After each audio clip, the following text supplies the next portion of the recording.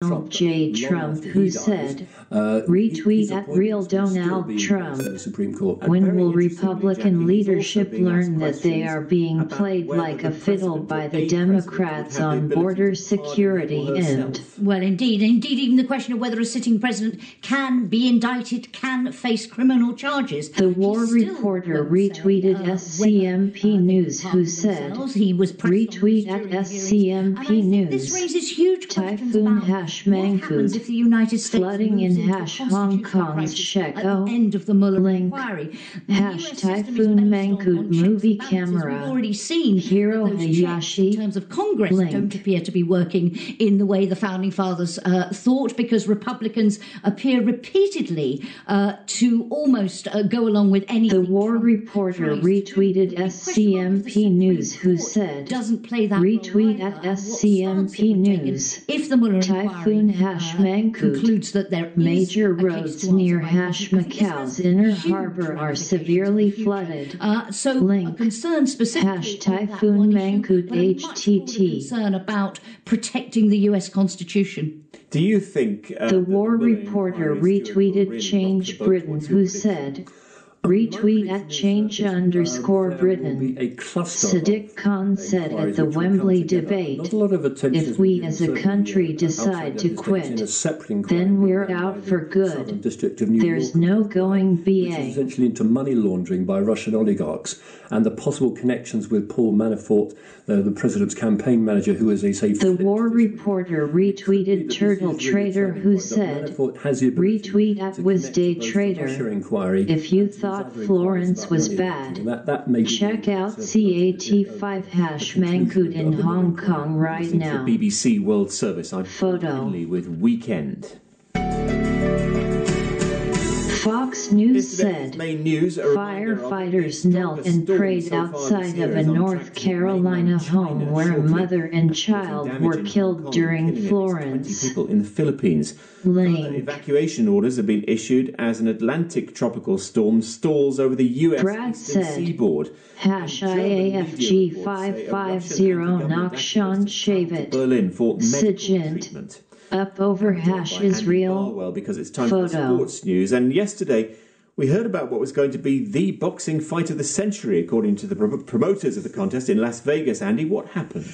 Yes, they're always very polite about these sort of things, boxing promoters.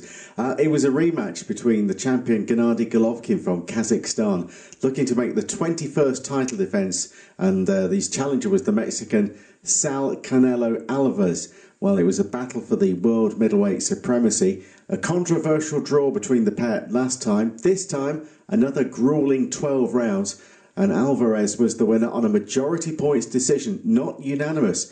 The BBC's Adi Adedoyan has sent us this report. The war reporter retweeted extremweather_, who said, retweet at extremweather. Shit GFS shit. It's bringing in a blast from the NE the soon. He was disappointed by the decision. Outlier it is, but insane that models bringing out charts Lee. Quote from him saying that he wouldn't criticize the judge, paid tribute to Canelo Alvarez, said they delivered a great fight, which they did, and he said under the right circumstances, he'd be more than happy to do it again. Well, just before the fight, Paul, 41-year-old boxer Floyd Mayweather tries to steal the headlines. Mayweather has said that he will be coming out of retirement, gets this, for another 9-figure payday when he fights Manny Pacquiao in a rematch later this year. That's been confirmed on social media. Football now, and 3 teams had perfect records in the English Premier League going into the latest games. Now there are only 2, Chelsea and Liverpool. Yes, the team missing at Watford, and they were beaten 2-1 at home by Manchester United yesterday. But it's Chelsea top of the table with 5 wins out of 5 ahead of Liverpool on goal difference. Liverpool, Jurgen Klopp's side, 2-1 winners away at Spurs. Chelsea, they had to come from behind to beat Cardiff City 4-1 at Stamford Bridge, thanks to a hat-trick from this man, their Belgium star, Eden Hazard. We know, especially after the break, it's always to play a good game, because we are all a bit tired, but at the end we got 3 points today. That's what is important. So, and I think we can play better. The war reporter retweeted proactive patriots who said, retweet at active patriots. They're just a couple of points. Syrian refugees are receiving thousands in taxpayers' cash. Including West Ham United at Everton. Free council tax. Season so far, literally for Manuel Food Pellegrini. vouchers. In Spain's La Liga, Paul, £1,000 in cash as soon tea. Back to win 2-1 at Real Sociedad. Their great rivals Real Madrid, they were held to a 1-1 draw by Athletic Bilbao. The war reporter retweeted Climatism who said, retweet at Climatism blog. Snowflake snow will become a very rare and exciting event. Children just aren't going to know what snow is. Some years now, and Stuart Dr. Viner Crew. For some years, he used to be editor of ITN, and he's now an author, former editor, as I said, an author and broadcaster, and a tour guide. We might touch on that a bit later. You're with the BBC World Service. We're live from London.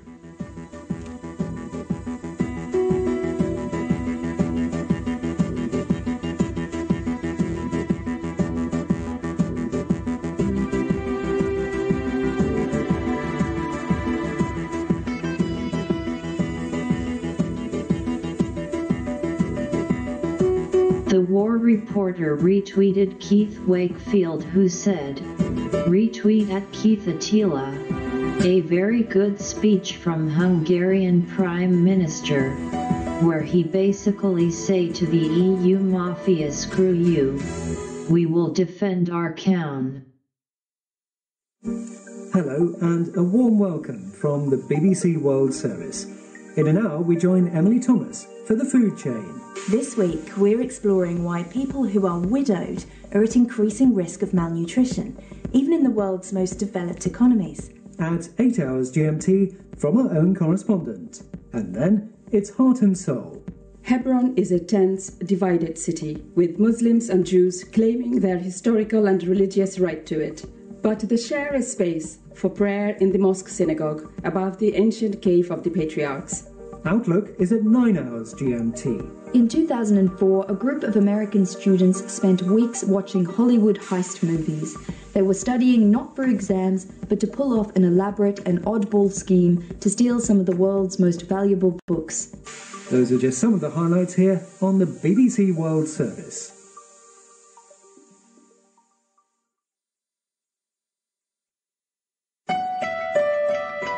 .30 GMT is the time. This is Weekend from the World Service. Still to come, the plight of civilians Fox News said in Syria at Joan Voight, there's wonderful things happening every day thanks in great part to this president that we have, to remind us of the depth of cultural history of the country dominating international headlines at the moment for other reasons. Here's the news. BBC News with Stuart McIntosh. China's National Observatory has issued its highest warning level, a red alert, as Typhoon Mangkhut approaches the heavily populated southwestern province of Guangdong. The massive storm is expected to make landfall within hours. It skirted Hong Kong, bringing heavy rainfall, some flooding and wind speeds in excess of 100 kilometres an hour. Reports have been emerging from communities in the Philippines, which were cut off when the typhoon passed through the north of the country. At least 20 people are now known to have died. Most of the victims were caught in landslides. In the United States, Storm Florence is continuing to cause severe flooding. Evacuation orders have been issued in more inland counties of North and South Carolina. There have been at least 11 storm-related deaths in the two states. An advance party of more than 90 South Korean officials has travelled to North Korea to prepare for Tuesday's Inter-Korean Summit meeting. North Korean media have described the summit as historic, with the two sides certain to establish a unified, strong country by continuing what they describe as a mood for peace. German media say Piotr Verzilov, a member of the Russian protest group Pussy Riot, has been flown from Moscow to Berlin for specialist treatment following a suspected poisoning. Mr. Verzilov, known for his pitch invasion during this year's Football World Cup final, became seriously ill on Tuesday. The Colombian president, Ivan Duque, has said that a dissident FARC rebel leader was injured during an operation in the southwest of the country. Walter Patricio Arizala was accused of kidnapping and murdering 3 journalists from Ecuador. The Archdiocese of Santiago in Chile says Pope Francis has expelled a well-known priest accused of sexual abuse. Reverend Christian Precht had previously denied allegations that he'd abused children in the Marist Brothers religious community. And that is the BBC News.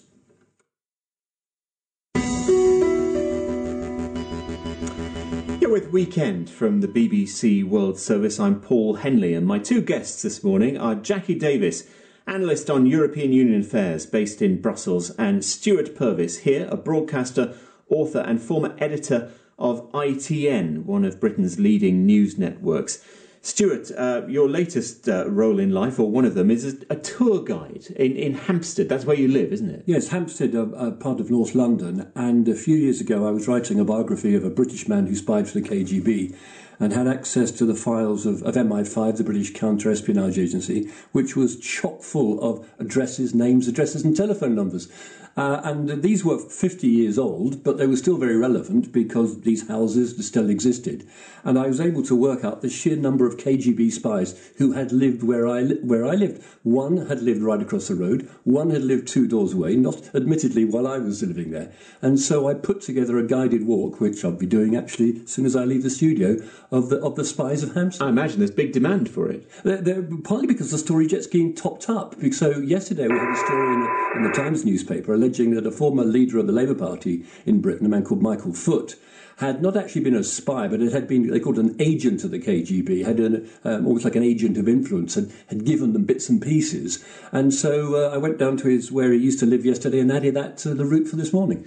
Jackie, tell us a bit more about Brussels. I've always thought an underrated European city and a fascinating place to live, not least because it's a real city of 2 halves, isn't it? On the one hand, you've got a densely populated immigrant area where barely anyone, speaks the local language, let alone English, and then you have many European nationalities, most of whom sing in a choir at weekends and buy cookbooks. In fact, it is a country of 3, a city of 3 parts, because, as you say, those densely populated immigrant areas, then there is what we loosely refer to here as the EU bubble, and I am part of that bubble. We live and work, frankly, we could be living and working on the moon for our connection sometimes to Belgian society, because we're so driven by the EU agenda and our domestic agendas as well. And then there are the Belgians, the indigenous Belgians, who sort of welcome us because they see the benefits to the city, to its economy and so on, but also have a lingering resentment. They feel in a way that their city has been stolen from them. But yes, I've been here 26 years. It's a city that's given me a great way of life. It's given me a fascinating career working with all these different nationalities. And I think it is, there is that old joke in the UK where people say first prize in the contest, a weekend in Brussels, second prize, 2 weekends in Brussels. I would advise anyone who takes that view of our city as dull and boring to give it a try. It's not immensely spectacular, but it is a truly wonderful place to live. Thank you, Jackie, in her role as advertiser for the Brussels Tourist Board. I was going to say I'm going to ask them to pay me for that one. Yes, you are thinking of going Belgian, aren't you? I am indeed about to apply for nationality. Right, nothing to do with Brexit, I wouldn't imagine. It certainly is all to do with Brexit, unfortunately. Yep, OK, 35 minutes past the hour. This is Weekend from the BBC World Service. To Idlib in Syria now, where the United Nations and others have warned of a bloodbath if an all-out offensive is launched in the densely populated region. Turkey says President Recep Tayyip Erdogan will have talks with President Putin on Monday amid continuing efforts to avert a large-scale military offensive in northern Syria. The 2 leaders are to meet in the Russian city of Sochi. Talks between Mr. Erdogan and Mr. Putin earlier this month failed to secure agreement on a ceasefire. President Erdogan has repeatedly warned of humanitarian and security risks. Last week, writing in the Wall Street Journal, he said Turkey couldn't take more than the 3.5 million Syrian migrants already on its soil. An estimated 2.9 million people, including 1 million children, are living in parts of Idlib, Hama and Aleppo provinces that are controlled by Turkish-backed rebels and jihadists. The charity Save the Children's team have sent us interviews with civilians in the Idlib area. Omar is a father of 5. He and his family fled West Aleppo in early 2017. He's been working with a local NGO since he arrived in Idlib. الأطفال في ذعر يعني حتى معلش بدنا نحكي بالعام شوية انفجار دولاب سيارة. Children are living in fear. They get terrified even when a tyre blows out close by a camp. Don't be afraid is not working anymore. They've seen things with their own eyes. Their brother getting killed, their father or a relative. The displacement has already started. The airplanes are here in the southern parts of the suburbs of Idlib. People are escaping to the north because there are no airplanes there. People are heading there worried for their children. Airstrikes have no mercy. Not for a child or for an old man or a woman. Women and children are particularly terrified because they've been through this in the past few years. That was Omar. Ahmed and his family of 10 recently fled fighting elsewhere in Idlib. He formerly worked as a vet. He's now working with Save the Children's partners in Idlib. أعطي السكان المدنيين الآن في هذه الأيام في لحظات ضياع حقيقية. The civilians are absolutely lost and very worried of the dark future ahead. People have very bad feelings about what's coming, as the political and military situation is foggy and unclear. They are afraid of a potential massacre of women and children and innocent civilians. And added to this, there's no safe place to go. The situation in Idlib is getting more difficult because of the intensity of airstrikes from the southern and western parts of the area, and there's a visible movement of displaced people towards the northern parts. You can see the convoys of cars loaded with luggage and people who were displaced from the western and southern parts of the city. The situation is miserable and very difficult, as where people are going, it's already overcrowded, full of displaced people's tents, with no available houses or any real opportunities for economic investment or education. Let's talk to Asla Aydin Tashbash, who is a Turkish political commentator and senior fellow at the European Council on Foreign Relations. She joins us now live from Istanbul. Interesting here that President Erdogan seems to be on the same side as the West, which might be a new experience for him recently. Well, indeed, it's quite ironic because a few weeks ago Erdogan wrote an op-ed in New York Times complaining about the United States and saying we have other alternatives. Then just last week he wrote another op-ed in the Wall Street Journal that your newscaster mentioned, talking about basically help the West should get together, and it falls on US and Europe to prevent the disaster that's looming in Idlib.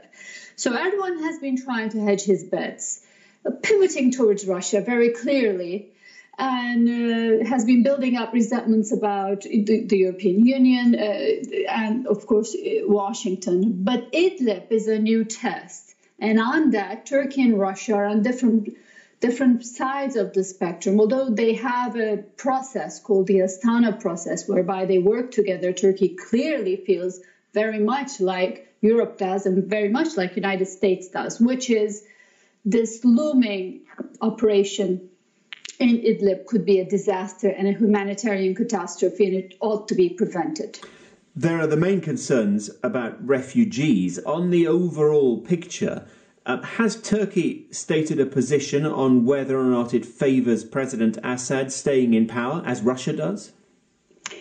Well, Turkey is no longer targeting Assad politically speaking in speeches and whatnot, but it has not necessarily mended, it fixed its relationship with Damascus. It's not calling for Assad return. And what Turkey wants, I think, is a transition, promise of a constitution and a transition which will ultimately allow other sections of the society, the whole spectrum of Syrian society, to participate in the political process. That's very different from what the Russians are saying. Russians are essentially doing this to further entrench Assad in the entire country, and also to support his position in the constitutional debate. And once there is a table, the ground table for Syria, they want Assad to sit there with the strongest hand possible. And that's not at all what Turkey wants to see. Turkey wants a transition. Asla, I'm going to ask my guests to ask questions to you in just a moment. Briefly, public mood in Turkey. Has the number of refugees made the public anxious for an end to this conflict? Is that what's controlling it? Well, refugees is one element, I think. There's also the issue of Turkey-backed Syrian opposition groups that are caught in Idlib and that are stuck in Idlib and somewhat far from the Turkish border. And sort of Idlib is where Syrians that have fled the regime have now all basically come together in Idlib. Different shades of opposition groups, different shades of jihadists, and groups that are also backed by the West are now in Idlib. So I think Turkey's main concern is refugees, but it's not the only concern. I think the other concern is these groups that have been supported. I'm not talking about Al-Qaeda-linked groups, but other opposition groups that have been supported thus far and now are at the mercy of a sort of Russian-led campaign. Asla, meet Jackie Davis in Brussels. Yeah, I just wonder, in terms of the refugee crisis, what would you expect Turkey's reaction to be? I mean, the UN is estimating we could be talking about up to 800,000 people being displaced if there is an all-out attack. We know about the deal between Turkey and the European Union more broadly on dealing with the refugee issue. How would you expect that to play out? Jackie, I think Turkey will try to host these people outside of its borders. To be honest, it no longer has an open door policy. The border is not only closed, but there's a large, big, tall wall that is now at the border, not allowing people to come through that easily. And I think Turkey, as it is, has 3.5 million people, Syrians. And so what they're going to try to do is to settle these people in camps right outside of its borders and in areas that are now controlled by Turkey. Don't forget, there's a whole region out on the Syrian border that is now controlled by the Turkish military. It's sort of this unofficial buffer zone, and I think they'll try to settle people there, but they don't really have, they haven't really, they don't have enough to accommodate 800,000 people, of course. Stuart Purvis. Bubbling away in the background, of course, is this simmering dispute between President Trump and his administration and Erdogan. What exactly would Trump want Erdogan to do in this current situation? It's hard to imagine whether or not Trump is thinking about it, but certainly his Secretary of State Pompeo has spoken on several occasions and even tweeted about Idlib, very much in sync with what Erdogan is saying. So, there's a sort of larger strategic competition, obviously, between United States and Russia. And on that, Americans also feel, this all-out offensive would not only be a humanitarian disaster, but strengthen Russia's hand and Assad's hand a bit too much in the sort of larger picture. So Turkey and U.S. have a dispute. In fact, Turkey is subject to U.S. sanctions at this point. The dispute is about an American pastor in jail. But other than that, on this whole Syrian question and Idlib, they are very much on the same page. From Istanbul, thank you very much. Asla Aydin Tashbash from the European Council on Foreign Relations. You're with Weekend from the BBC World Service. It's 45 minutes past the hour. In the Syrian city of Homs, in February 2012, the photojournalist Paul Conroy narrowly escaped with his life when he and other journalists came under fire from Syrian government forces. Two colleagues, Marie Colvin and Remy Ochlik, died in the rocket attack. A new documentary tells that story, the first of two films this year to feature Marie Colvin. Our arts correspondent Vincent Dowd reports. Photojournalist Paul Conroy remembers his first meeting with the US-born war correspondent Marie Colvin. It was Syria 2003, and they both needed to get into Iraq. I'd built a boat and tried to sail into Iraq across the Tigris River out of lorry inner tubes and bits of wood, bits of string. I got captured and eventually released, and no one else would talk to me in the bar because everyone was like, "You've spoilt our chances of getting in." Marie just walked in. She went, "Who and where is the boatman?" And I kind of put my hand up, and she came across and said, "Boatman, can I buy you a whiskey?" She just had their own peculiarities, but me and her just hit it off. It was lucky, it was pure luck, but it worked, and the Sunday Times appreciated that, kept us together. In 2012, they were together again in Homs, Syria, a city besieged by the forces of President Assad for its rebel activity. There never seemed to be a time there wasn't shells landing. So what we would do is wait until the artillery or the rockets were landing a safe bit of distance. Then we would literally run, wait on a corner, wait till the snipers stopped shooting, run. We were looking for things like the women and kids who we found in the widow's basement. So we worked there for a few hours. We did have a car at one point. We would get in the car, drive, 700 metres, a kilometre, stop. We'd all wait. They'd get back in the car, move it, and 30 seconds later, that spot where the car had parked would just explode. They were watching with a drone.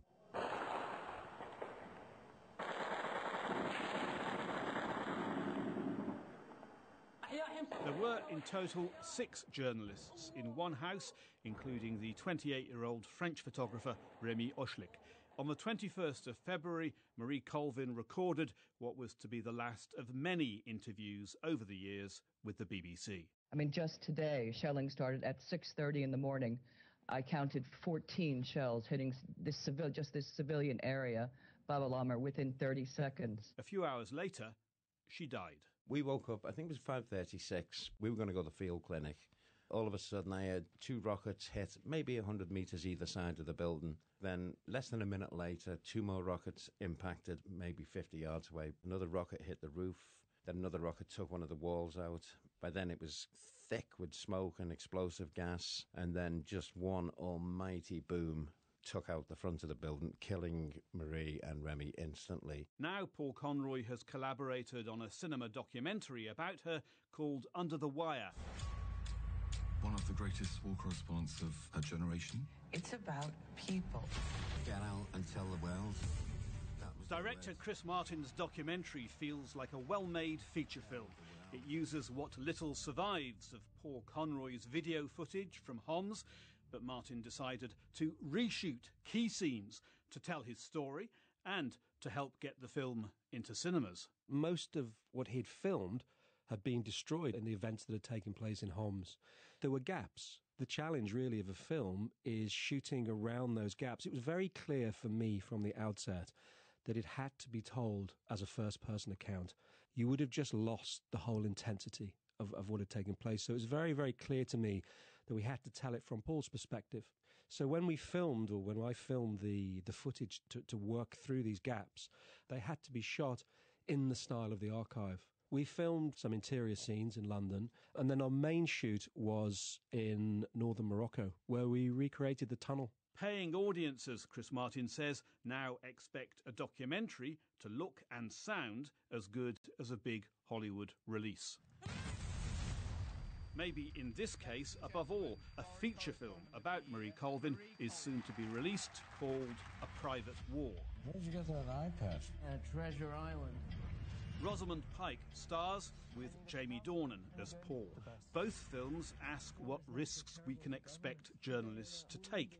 The real Paul Conroy says he's still certain going into Homs in 2012 was doing the right thing.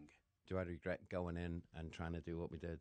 Absolutely not. We knew what we were doing. We weren't idiots. We weren't foolish about it. We knew, the moment we were told we would be executed, that we were found, we had to get past that. Well, I think once you cross that Rubicon, you're into it. I think that story I think it still needs telling. 6 years later, it's still happening. Except with Idlib now, there is no place to run. All them people from Homs, Douma, Aleppo, Ghouta, it's not going to be pretty. Would I go in again now if I was fit and healthy? Yeah. That was Paul Conroy, ending that report by Vincent Dowd. Stuart, I know you've known journalists killed in action. You knew Frank Gardner from the BBC's cameraman Simon, who was killed in Saudi Arabia. Marie Colvin spoke at his funeral, didn't she? Yes, at St Bride's Church in London in Fleet Street, which is always regarded as the journalist church, there is a memorial for those who died covering conflict, and sadly a number of my colleagues are commemorated there. And I do remember when Simon Cumbers died. I mean, fortunately, Frank Gardner survived, although he's now in a wheelchair, but Simon died, and Marie Colvin spoke with her eye patch, which, of course, was just such a much of her sort of trademark. And then, of course, a few years later, we were back commemorating her own death. It's interesting, isn't it, Jackie Davis, that I've heard people talk about how tough and fierce Marie Colvin was. as if that was, I don't know, somehow odd when you consider how many male correspondents are tough, not just tough and fierce, but shouty and bossy and difficult and annoying. But female war correspondents, well, they're not expected to be like that somehow. And you have to be shouty, difficult, annoying. You have to have amazing courage and amazing toughness to do the sorts of things that she did. We heard Paul Conroy talking there about that determination to get the story out, to do whatever it takes, knowing what risks you are taking. I have nothing but admiration for her, and I would expect someone like that to be tough and difficult. And I am very struck by how much we hear about this. I have never heard stories about male colleagues, male journalists saying, oh my God, wonderful journalist, but by God, so tough, so difficult, in the same way, as if somehow women journalists are supposed to do all these things in the same way that men do, but still be sweetness and light all the time. You just need that grit and determination if you're going to do the extraordinary things that she did. Journalists would like to think that they're putting themselves, Stuart, in the way of danger for noble reasons of wanting to get the truth out there. The real picture's a little bit more mixed. There are career reasons, there are personal pride reasons, there are muscle flexing reasons too. Yes, one of my colleagues who died in 2003, Terry Lloyd, before he went to the conflict, was actually interviewed, and he was asked what it was like to be chosen to go to the front line, and he said it was a lot better than not being chosen. In other words, that if you were chosen, that was a kind of mark of the respect that was held for you, and if you didn't get chosen, it was a sort of mark against you. So, and once you've been, if you're not asked to go again, it feels like failure, I suppose. Yes, and I do. Obviously, one knows of people who are still coping with the stress of what they saw, and Marie Colvin kind of went back time and time again. I think the other point I would make briefly about Marie Colvin, compared to, say, the death of Terry Lloyd, Terry died as a result of shots from both the American and the Iraqi side in 2003. And I put it down to really accent being the wrong place at the wrong time. But I think Marie Colvin and Paul Conroy and the Rami Yoshlik, they were, I think, deliberately targeted by the Syrians. That's what makes their case very special. There's growing evidence of that, isn't there? I think so. And we know, obviously, the use of drones, the use of electronic tracking. And Marie was pretty open about where she was. That was part of the story. And journalists can't really do much about being deliberately targeted, rare as it is in war zones that happens. What advice do you remember giving to people who perhaps are a bit gung-ho and eager to put themselves in the middle of a war zone? Were you very safety conscious as a boss?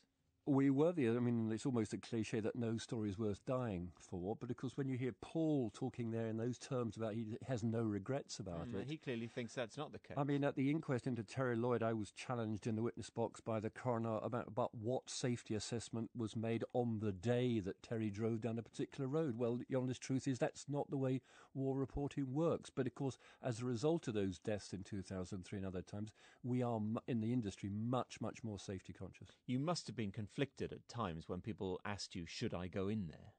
Yes, because sometimes, I mean, I do remember being over on the previous Gulf War a decade before. I do remember being actually overruled by somebody, not overruled, but ignored by somebody who then got a world exclusive. And what do you feel at that moment? Thank you. You're listening to the BBC World Service. I'm Paul Henley with Weekend. And here's a reminder of today's main news so far. The strongest storm this year is on track to hit mainland China shortly, having caused damage in Hong Kong and killed at least 20 people in the Philippines. Further evacuation orders have been issued as an Atlantic tropical storm stalls over the US eastern seaboard. And German media reports say a Russian anti-government activist has travelled to Berlin for medical treatment. He's suspected of having been poisoned. This is the World Service, and throughout the past week, our Moscow correspondent, who you heard from earlier reporting from Siberia, Steve Rosenberg, has been playing the piano for us to show that away from the headlines about hacking, election meddling and nerve agent attacks, there's another Russia, a country that's produced, of course, some of the world's greatest music. Steve is playing some of his favourite Russian pieces. Today it's Peter Tchaikovsky's Sweet Dream.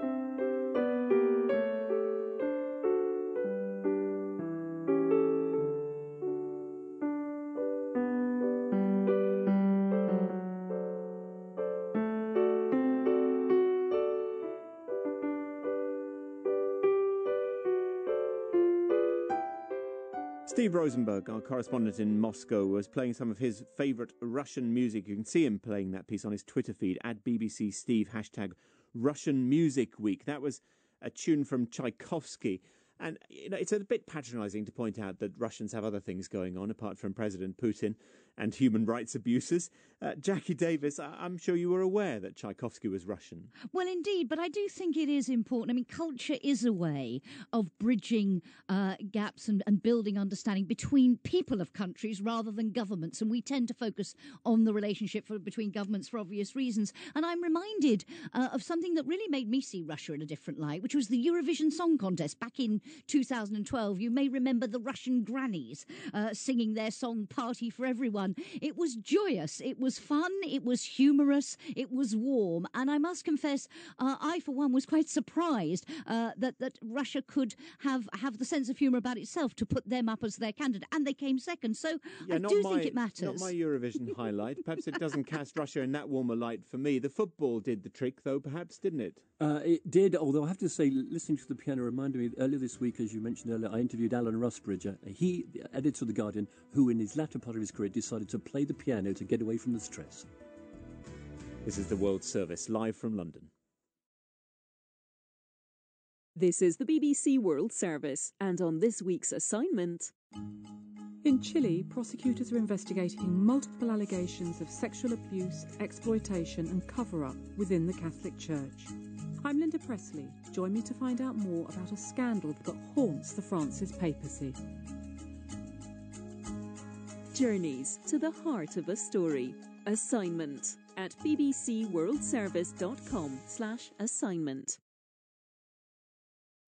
And in 30 minutes, it's The Food Chain with Emily Thomas. This week, we're exploring why people who are widowed are at increasing risk of malnutrition, even in the world's most developed economies, and how, in some cultures, food plays a part in degrading widowhood rituals. Now it's back to Weekend. This is the BBC World Service, the world's radio station.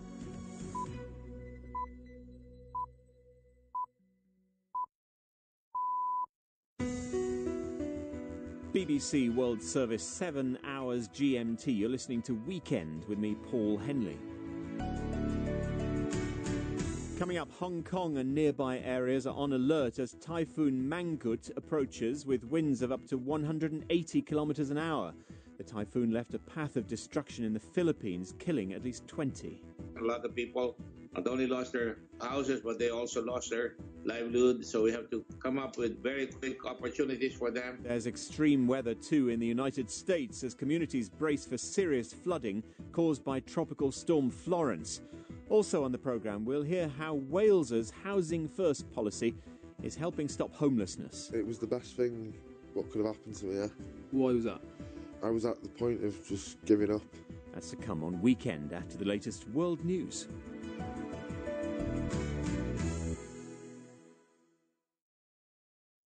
Hello, this is David Austin with the BBC News. China's National Observatory has issued its highest warning level, a red alert, as Typhoon Mangkhut approaches the heavily populated southwestern province of Guangdong.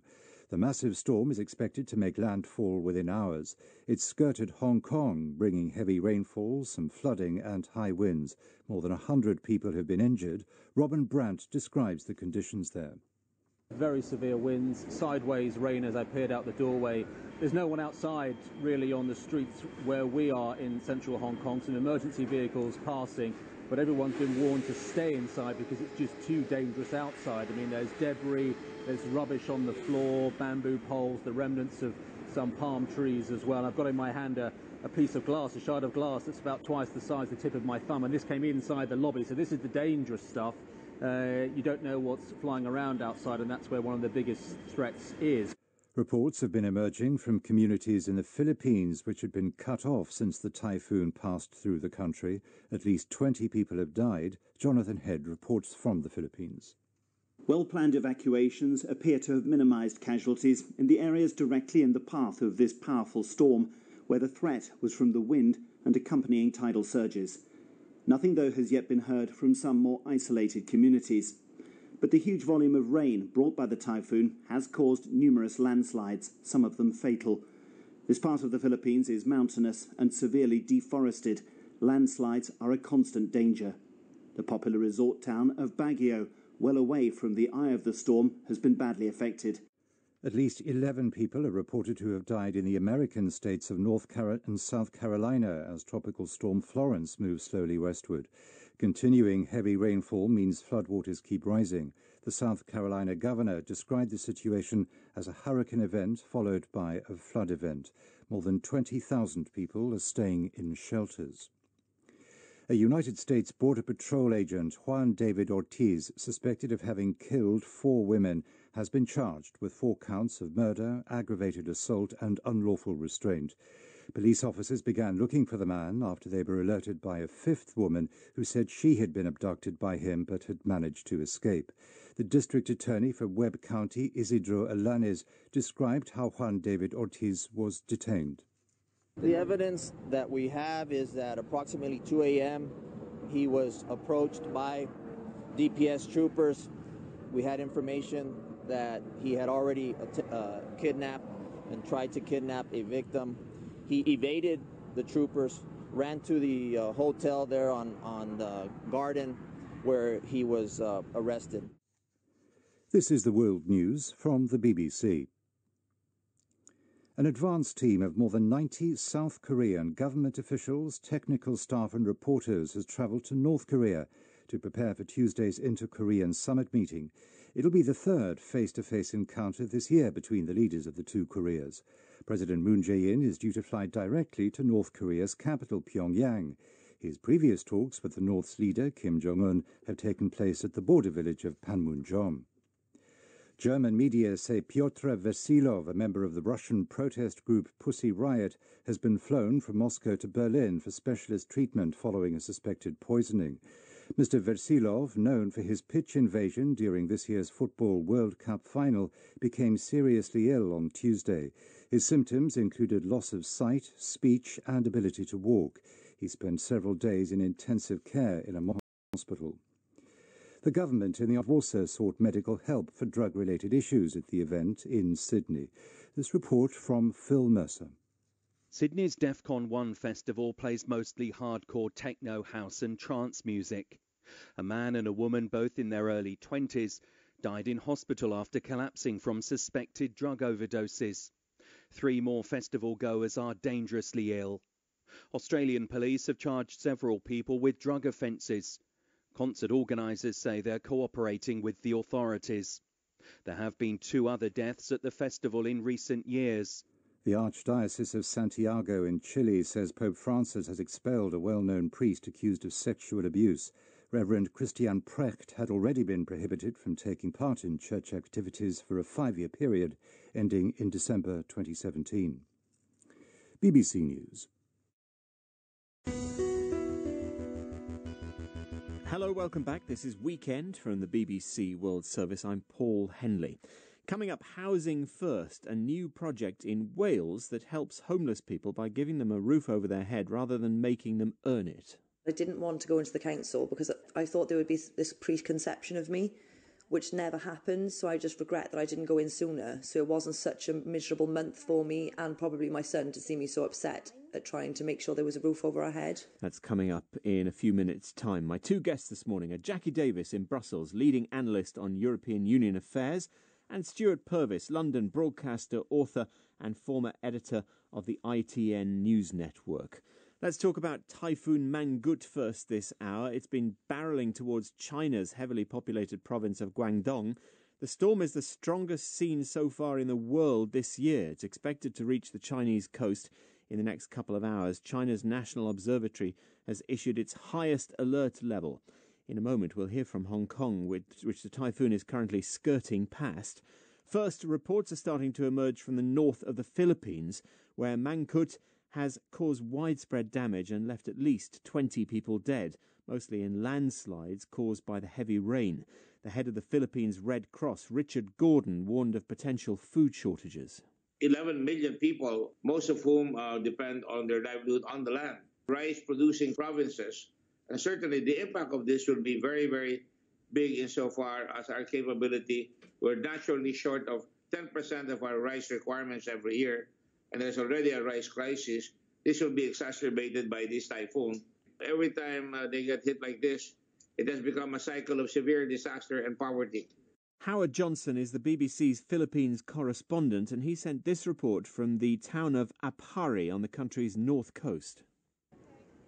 The destruction here in Apari is pretty bad. We've been speaking to a local community chief. He told me that around 750 buildings have been affected here. We were here a couple of days ago. Unfortunately, there's been a blackout here with communication, so we only managed to get here today to find out what happened to this community. When we were here a few days ago, we spoke to one man who said that he was going to watch the waves and pray to God to hope that his building would be okay. Now, we revisited him today and we saw that his home had been flattened. He showed us around his house. We saw that his television set, his fan, electric fan, had all been ruined by these high winds. Another neighbor said that he could hear the wind howling outside. He said he couldn't see anything because the water was so thick with moisture. He said it was moving in all sorts of different directions, north, east, southwest, he said. In good news, the seawall that was built here in the last year has remained intact, and they say that that stopped the sea from crashing into this town.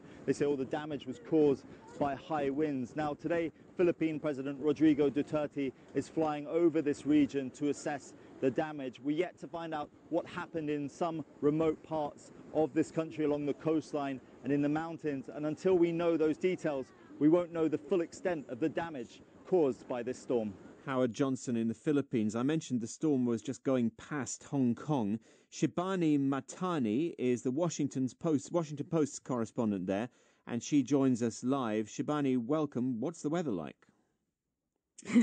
Yeah, so the winds really haven't stopped blowing since the morning or early afternoon here. Been reports all over the city of scaffolding falling and cranes falling from buildings, buildings shaking and swaying. Obviously, Hong Kong is very densely populated, so there's a big risk of debris and all sorts of things falling from the buildings and falling from the sky, essentially, and injuring people on the ground or causing more destruction and damage that way. Streets have been completely empty, though, very few vehicles around as well, except for the emergency vehicles. Hong Kong does go on storm alert fairly often, doesn't it? In a short time I spent living there, there were several alerts, and that was some years ago. Is everyone well prepared? Yeah, I think Hong Kong is a city that has definitely planned its building codes and quite strictly around the probability of storms and typhoons. You'll see if you go around the city today, a lot of people have taped up their windows and sandbagged the front of hotel lobbies and so on. But I do think that the severity of this storm was quite unlike what folks at least have said they've seen in recent years. And there's definitely some possibility too of storm surges around the areas by the harbour.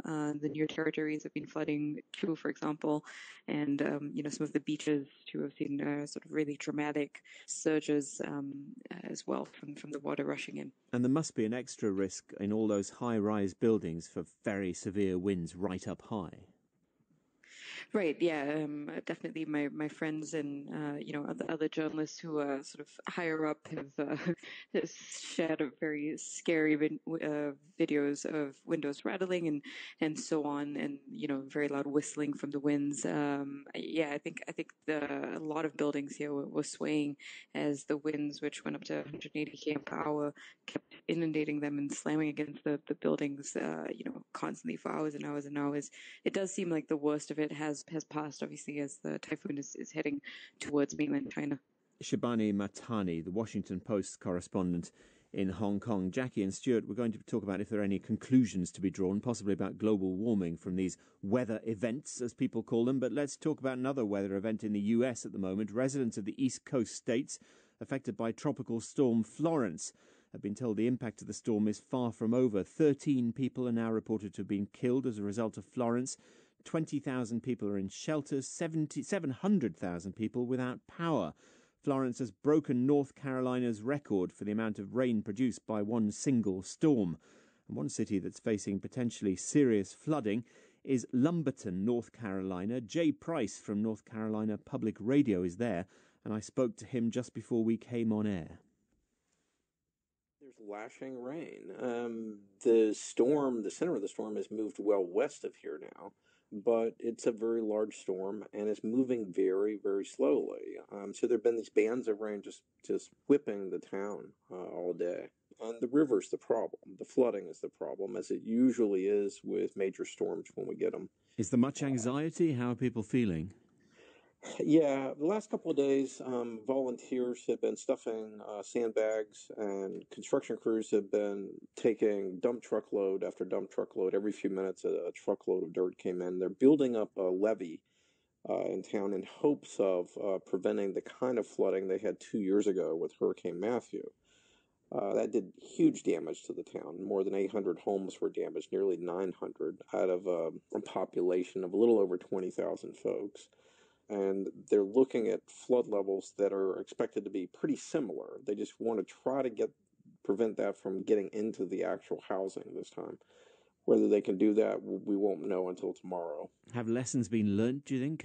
Do people know which way the waters will run, for instance? Yeah, that's why they've been busy frantically building up that levee, and they built a kind of a ring dam around the water plant for the town, which got flooded in the last big hurricane. You know, these are, depending on who you talk to, 500-year floods or 1,000-year floods, but they come 2 years apart. And yeah, they've learned lessons, but, you know, how big's the next one? And what was it like for people who got flooded out of their homes last time? How long did things take to get back to normal? They're still doing recovery. You know, I was just this week, I was working on, and last week before, I was working on a 2-year anniversary story, kind of examining how much recovery there remained to be done from the last one. So, look, all this work going on now, is it volunteers involved? Yeah, they made a call, put out a call for townsfolk to come and help with doing sandbags. But today it was mainly construction crews out pushing the dirt around with heavy equipment. Big trucks coming in with pumps to kind of get some of the water out of drainage ditches, large canals and things, and push it back in the river before the river spilled even more into it when it rises, as is expected to do overnight. They just issued an evacuation order about 2 hours ago for the southern part of the city. You know, and again, this is fairly typical for these storms. There's a lot of kind of sexy video that comes from the coast when these things are approaching. And one day we'll get one where the things all line up and one of our barrier islands gets a section just totally swept clean of everything. It's happened decades in the past. But mainly what we get, the deaths, the destruction, billions of dollars, lives after lives after lives, all these things are lost from inland flooding. Jay Price from North Carolina Public Radio. Stuart Purvis, bad weather happens, but truly extreme weather seems to be a fixture of modern news. Should we be drawing conclusions? Well, I think what I notice again is in World Service, you're giving a balance between the situation in the United States and those in Asia. Of course, in a more domestic media, such as the British media, the American storms are getting much, much more coverage than those in Asia. And that's partly because there is a political story in the United States where the Trump administration has been rolling back what Obama tried to do on the environment. And indeed, the Trump administration treats each of these storms as a success story. So we had the president in the past week saying that what happened in Puerto Rico was a great success for his administration, although an independent report says that 3,000 people died. Do you meet climate change deniers in Brussels, Jackie? I have to say there aren't many of them, and I think it is telling that we are seeing not on the scale that one sees fairly regularly on the east coast of the United States and in places like the Philippines and Hong Kong, but we are seeing more and more, as you said, extreme weather events, as they're called, in Europe as well, and a growing recognition that we are going to need to get better at dealing with it. And one of the things that has fascinated me in watching all of this is the question of, in the US, the advice was evacuate, get out. They even, to try and bring it home to people, said, please, if you've decided not to leave, tie a tag to your wrist or your ankle so we can identify you if we find your body. That was an incredible warning. And yet so many people do not move. They stay put. And I think one of the big questions for the future is, why do they stay put? And how do we ensure that if we're going to protect people, as there are more and more of these events across the world, how do we do it best and provide facilities that they they will use and convince them to use them. But I think this is something we really are going to have to get to grips with, because the signs are it's going to become more and more frequent. Thank you, Jackie. We're going to go to the Korean peninsula now, because on Tuesday, the South Korean president will meet the North Korean president, the first trip to Pyongyang by a leader from the South in 10 years. On Friday, it was announced that the two countries had opened a liaison office, the most tangible sign yet of relations defrosting. Earlier this month, envoys from Seoul said that the North claimed it remained committed to completing denuclearization. President Moon Jae-in has taken the role of mediator between the US and North Korea. Once he's done in Pyongyang, he's due to fly to Washington to brief President Trump and attend the UN General Assembly. John Delury is an associate professor of Chinese studies at Yonsei University Graduate School of International Studies in Seoul, and he joins us from there. How significant, John, is this visit? Yeah, well, certainly in a South Korean context, there's a lot riding on this for President Moon Jae-in. He needs to, achieve really two things. He needs to keep the momentum moving forward on inter-Korean relations and really move it ahead quite a bit.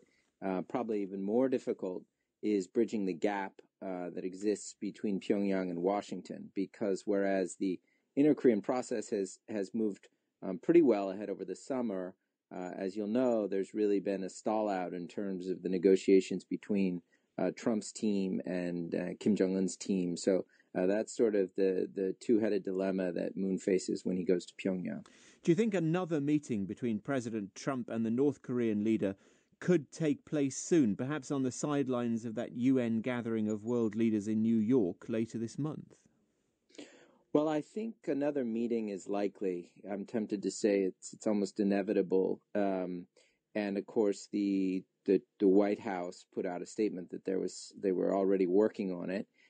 There had been a lot, since the spring, since those first big meetings occurred. There's been a lot of talk here about the possibility of Kim Jong-un traveling to New York for the UN General Assembly.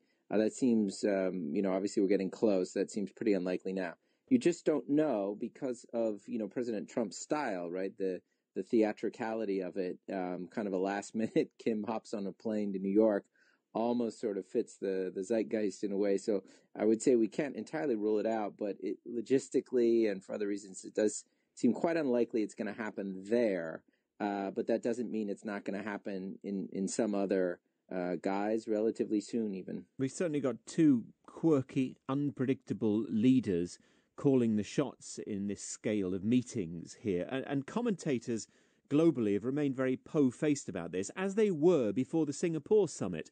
And it has to be said, doesn't it, that the signs ever since then do seem to suggest that the two countries, North and South Korea, are moving closer, that there is some kind of accord at the fringes beginning to be established. Yeah, that's right. I mean, I think this is difficult for people to appreciate because at the international level, you hear mostly about the nuclear issue and, of course, Trump and Kim and their dynamic. And we haven't seen sustained progress, and they're caught on a couple issues, specifically this issue of a so-called end of war declaration, which the North Koreans expected early on, and the Trump administration has kind of dug in their heels on and are not providing that. But it's such a different story with the two Koreas. I mean, they've had sustained meetings, the political channel, the two militaries are meeting regularly, and they're really moving forward on a shared framework.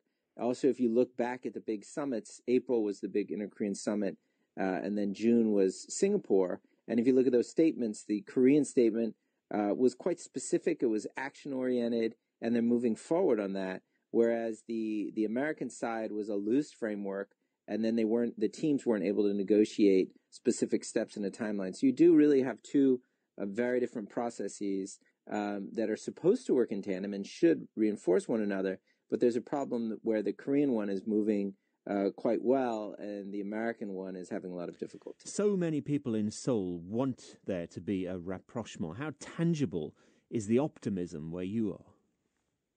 Well, people want it, but, folks here are pretty thick-skinned. And I think the time horizon, as far as your average South Korean, is fairly long. They want to see what they've seen. They want the tensions to be reduced. They want a kind of gradual process of reintegration that's happening on many levels. But they know it's difficult to work with North Korea and that there's going to be a lot of ups and downs. I mean, actually, the political story here, South Koreans are struggling with their economy, with unemployment, with real estate. And so the president is having difficulty with his popularity. It really has nothing to do with North Korea. I think his approach to North Korea is broadly pretty popular, but he's getting hammered on a lot of domestic economic issues.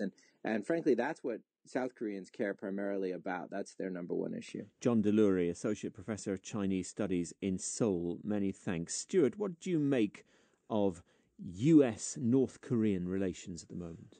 Well, I don't think we entirely ever understood what exactly was meant by the denuclearization of the Korean Peninsula. It was never really spelt out after the Singapore meeting. Isn't it self-explanatory in the end? It is, but certainly the process and the pace of that process is not clear, and that seems to be the difference between the Trump camp and the Moon camp in South Korea. And what we seem to be seeing is that there's a more pragmatic approach by the Moon government in terms of talking to the North